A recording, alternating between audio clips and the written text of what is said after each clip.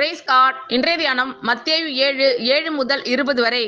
கேளுங்கள், அப்பொழுது உங்களுக்கு கொடுக்கப்படும். தேடுங்கள், அப்பொழுது கண்டடைவீர்கள். தட்டுங்கள், அப்பொழுது உங்களுக்கு திறக்கப்படும். ஏனென்றால் கேட்கிறவன் எவனும் பெற்றுக்கொள்கிறான், தேடுகிறவன் கண்டடைகிறான், தட்டுகிறவனுக்கு திறக்கப்படும். உங்களில் எந்த மனுஷனானாலும் தன்னிடத்தில் அப்பத்தை கேட்கிற தன் மகனுக்கு கல்லை கொடுப்பானா? மீனை கேட்டால் அவனுக்கு பாம்பை கொடுப்பானா? ஆகையால் பொல்லாதவர்களாகிய நீங்கள் உங்கள் பிள்ளைகளுக்கு நல்ல ஈவுகளை கொடுக்க அறிந்திருக்கும் போது, பரலோகத்தில் இருக்கிற உங்கள் பிதா தம்மிடத்தில் வேண்டிக் கொள்ளுகிறவர்களுக்கு நன்மையானவைகளை கொடுப்பது அதிக நிச்சயம் அல்லவா?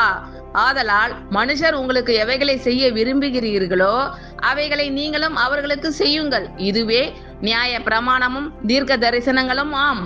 இடுக்கமான வாசல் வழியாய் உட்பிரவேசியுங்கள்.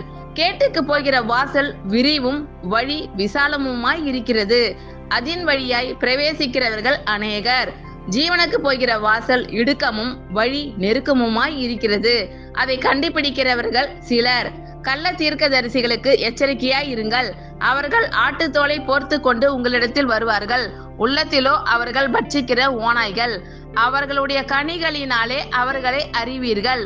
முட்செடிகளில் திராட்சை பழங்களையும் முட்பூண்டுகளில் அத்தி பழங்களையும் பறிக்கிறார்களா?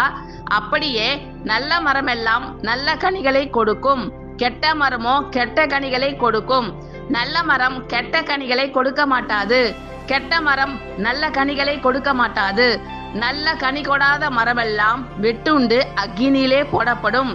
ஆதலால் அவர்களுடைய கனிகளினாலே அவர்களை அறிவீர்கள். ஆமென். Thank you lord. கர்த்தர் உங்கள் அனைவரையும் ஆசீர்வதிப்பாராக. God bless you all.